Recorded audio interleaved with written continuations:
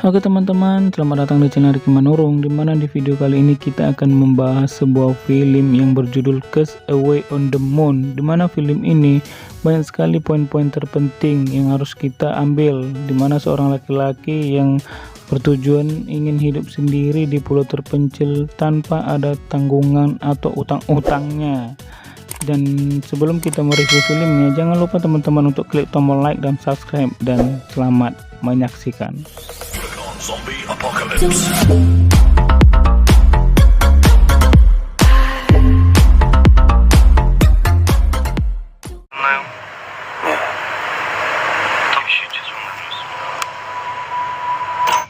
Di adegan pertama kita diperlihatkan seorang pria yang bernama Kim Song Gyun yang tampak putus asa dan akan bunuh diri dan loncat dari jembatan. Pria tersebut mempunyai banyak utang dan sudah merasa tidak sanggup lagi bayar utang-utangnya. Akhirnya dengan keyakinan pria tersebut nekat loncat dan gak mati tentunya. Waduh, kasihan. Ketika sadar ia sudah berada di sebuah pulau di pusat kota di bawah jembatan tempat ia loncat. Pulau itu tampak terasing walau berada di dekat kota. Jadi ceritanya pria tersebut terdampar di pulau terpencil di tengah kota. Pria tersebut berkata pada dirinya sendiri, bodoh untuk mati saja nggak bisa. Kemudian dia menyelusuri pulau itu dan sampai akhirnya ada kapal penumpang lewat. Kemudian pria tersebut minta pertolongan sambil melambaikan tangan, dan kocaknya penumpang kapal yang melihatnya malah ikut melambaikan tangan. Menyangka si Kim itu memberi salam, dan akhirnya kapal itu nggak menghiraukan si Kim dan kemudian pergi. Kim kemudian membuat tulisan help di tepi pulau. Orang-orang nampak melihat dan menolong si Kim dari pulau tersebut. Teringat masih ada handphonenya, ternyata HP-nya itu masih bisa nyala. Pria tersebut menelpon kekasihnya, sayangnya kekasihnya itu udah nggak peduli lagi samanya. Sampai HP-nya ngedrop dan mati. Akhirnya pria menyadari kalaupun bisa keluar dari pulau itu nggak akan membuat lebih baik dan gak akan membuat dirinya terbebas dari masalah-masalahnya. Kim akhirnya bunuh diri lagi dengan cara gantung diri. Tapi malah pria tersebut merasa mules dengan pengen boker ya, bangker lagi. Akhirnya batal bunuh dirinya dan memilih untuk boker dulu. Setelah melakukan boker, pria itu berpikir kapan-kapan aja bunuh dirinya. Akhirnya pria tersebut mengurungkan niatnya. Kim mencoba membuat api dengan cara menggosokkan kayu dengan kayu seperti cara purbakala dulu. Tapi gagal dan pria tersebut marah dan kemudian mengeluarkan koreknya untuk menyalakan rokoknya. Waduh, rupanya rokok koreknya. Karena merasa lapar, kemudian Kim memakan jamur liar, dimakan mentah-mentah loh. Tapi malah kemudian rasa jamur itu terasa enak dan Kim malah lahap memakannya. Akhirnya Kim mulai menikmati hidup di pulau itu karena di sana dia merasa bebas, nggak ada tuntutan, nggak ada beban, dan nggak ada dikejar-kejar penagih utang, dan juga dalam menyediakan apa yang dia butuhkan. Kim menemukan bebek-bebekan rusak yang kemudian dia gunakan sebagai tempat tinggal. Pria tersebut membuat jaring untuk menangkap ikan dan mencoba memasang perangkap burung walau selalu gagal dan akhirnya makan jamur liar lagi dan lagi. Coba segala hal untuk bisa mencukupi kebutuhan hidupnya dengan cara tingkah konyol ya. Sore harinya pria tersebut keramas pakai rinso dan tiba-tiba ikan di dalam air pada mabuk dan mengambang. Dengan asiknya Kim memungut dan membakar ikan itu, kemudian menyantapnya.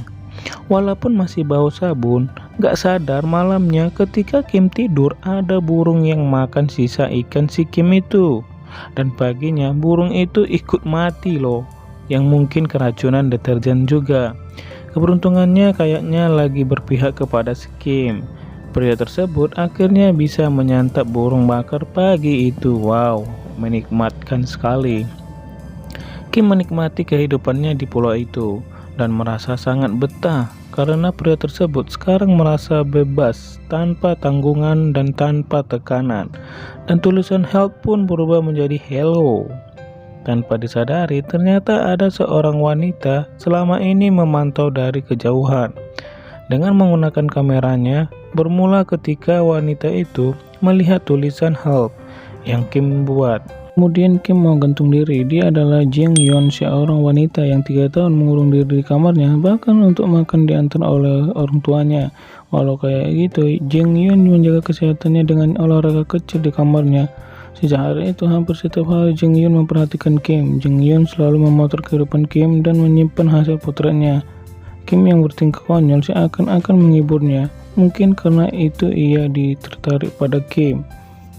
Suatu hari si Kim mengigo dan pengen banget makan mie kacang hitam karena sebelumnya dia menemukan bungkusan mie kacang hitam itu yang ternyata di dalamnya ada bumbu instan yang belum dibuka.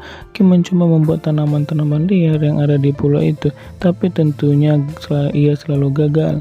Kim gak bisa menahan rasa pengen banget atau dia lagi ngidam makan mie itu dan terus-menerus berpikir bagaimana caranya membuat mie itu dan memasaknya dengan bumbu yang dia temukan.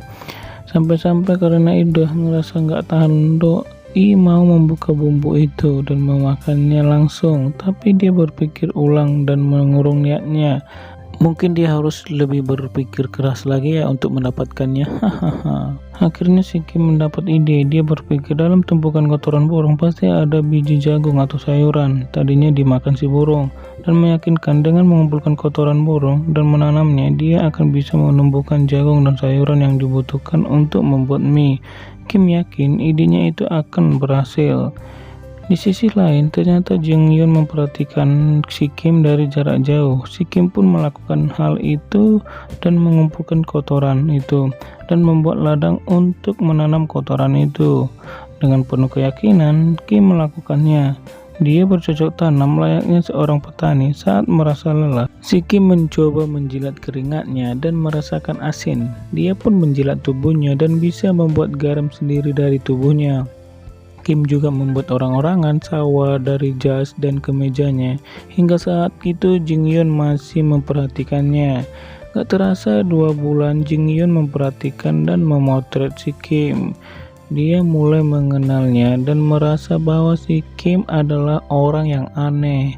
Tapi dia pengen banget ada di dekat si Kim. Jeng Yeon yang pengen banget mengirim pesan kepada si Kim, kemudian dia berinisiatif mengirimkan pesan dengan cara memasukkan surat ke dalam botol kosong. Malam harinya dia nekat keluar rumah dan melemparkan botol yang berisikan surat itu dari atas jembatan, berharap Kim akan menemukannya dan membacanya. Kim sekarang pandai membuat sarapan enak dari telur burung dan ikan bakar. Dia selalu menyempatkan diri, selalu berolahraga. Kemudian Kim tampak ada di ladang. Kim mengumpulkan keringatnya di botol kecil karena rasa keringat yang asin. Dia berpikir bisa dijadikannya sebagai pengganti garam. Dia melihat ada tanamannya mulai tumbuh dan bertunas. Dia senang banget saat dia berkeliling mencari barang-barang mungkin akan berguna. Tiba-tiba dia menemukan botol di atas pohon dan itu adalah botol wine kosong yang berisi surat Jeng Yeon. Dia mengambilnya dan membukanya, kemudian membaca walaupun tulisannya hanya hello. Merasa aneh dengan yang ia temukan, tapi Kim yakin bahwa di luar sana ada yang memperhatikannya. Kim kemudian memberi balasan. Dia memberi kata how are you di tepi pulau sambil melambai. Yang menunggu lama akan hal itu memotret Kim dan mencetak fotonya. Dengan perasaan bahagia, Jeng Yeon mengirim balasan surat lagi kepada Kim dan kemudian ditemukan oleh Kim dan kali ini isinya adalah fine thank you and you. Kim merasa senang banget dan menulis fine thank you di tepi pulau. Jeng Yeon yang senang banget melihatnya dari kamera. Suatu hari Kim lagi berada di ladang, tampaknya beberapa sayurannya udah mulai tumbuh di ladangnya. Dia tiba-tiba kaget ketika ia memindahkan orang-orangan sawah. Ada pohon jagung yang tumbuh di balik orang-orangan sawah itu. Dengan sangat bahagia, Kim bersuka cita akan hal itu. Kim bahagia banget karena dia akan bisa membuat mie dari jagung dan tepung jagung yang tumbuh itu.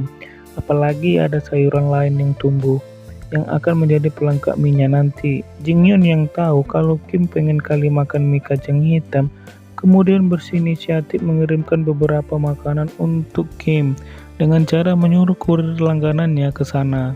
Kurir itu kemudian pergi ke pulau mengantarkan makanan untuk Kim dengan mengayuh perahu bebek dan akhirnya bertemu Kim di pulau itu. kurir bilang bahwa ada wanita yang mengirimkan mie kacang hitam untuk Kim. Beberapa makanan disuguhkan kepada Kim. Kim bertanya, siapakah wanita itu? Kepada kurir.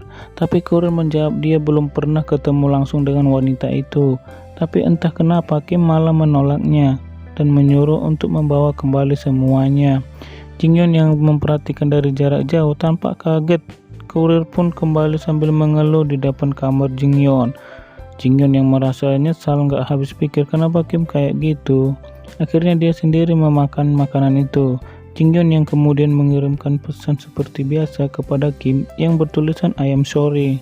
Karena ngerasa Jingyeon yang merasa sedih dan kecewa, Kim menghiburnya dari jarak jauh. Jingyeon yang memperhatikannya dari jarak jauh sambil tersenyum dan menangis bahagia. Kelakuan Kim yang konyol semakin membuat Jingyeon yang tertarik. Keesokan harinya dan kemudian saatnya tiba, jagung Kim sudah mulai panen dan Kim mulai mengumpulkan sayur-sayuran lainnya yang kemudian dia siapkan untuk membuat mie. Dengan telaten dia melakukannya, membuat adonan, membentuk dan merebus dan kemudian menyiapkannya. Luar biasa, akhirnya Kim berhasil. Ia mengambil bumbu yang selama ini dia simpan dan menaburkannya. Kim bersiap menikmati mie-nya dengan pandang haru. Mie-nya komplit dengan topping telur dan sayuran yang dia tanam sendiri. Kim mulai memakannya sambil gak tahan menahan tangis bahagia. Dia menikmati mie kacang hitam selama ini yang dia inginkan, walau itu adalah mungkin hal biasa. Tapi dengan cara ini menanam bahan sendiri, bahan yang ditubuhkan untuk membuat mie dan pelengkapnya. Ini menjadi suatu hal yang sangat luar biasa dan ini adalah perjuangan. Nggak mungkin selama kita mencoba dan terus berusaha. Jingyeon yang memperhatikan Kim saat momen itu ikut terharu dan mengirimkan pesan bertulisan congratulations kepada si Kim. Kim semakin penasaran kepada Jingyeon. Siapa dia?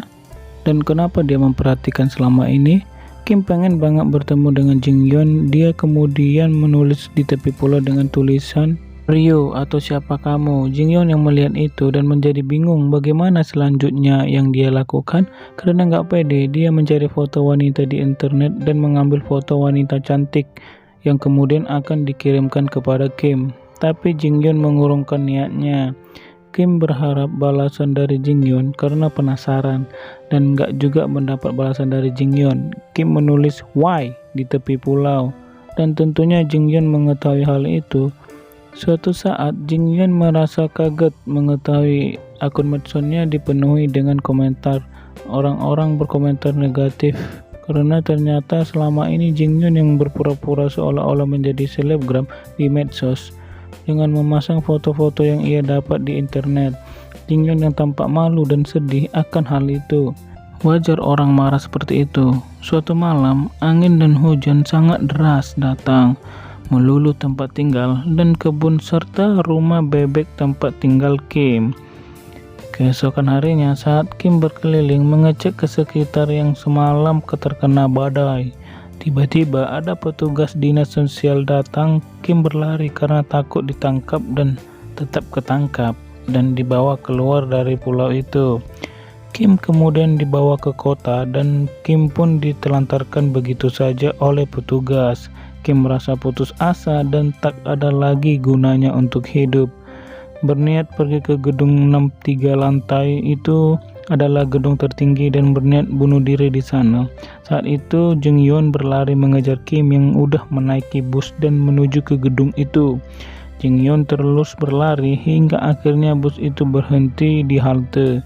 Jingyeon langsung naik ke bus dan kemudian menemui Kim. Mereka saling memandang dan saling memahami bahasa tubuh satu sama lain dan tersenyum. Tamat. Oke teman-teman, itu dia review sebuah film Castaway on the Moon ya, dimana di film ini banyak sekali ya pelajaran yang harus kita ambil dan kita taati gitu. Jadi selagi kita masih berjuang dan ada kemauan untuk berusaha, pasti ada hasil yang akan kita dapat dari hasil kerja keras kita. Dan jangan lupa kita untuk selalu bersyukur. Oke teman-teman, sampai di situ dulu video saya dan jangan lupa untuk subscribe ya teman-teman dan sampai jumpa.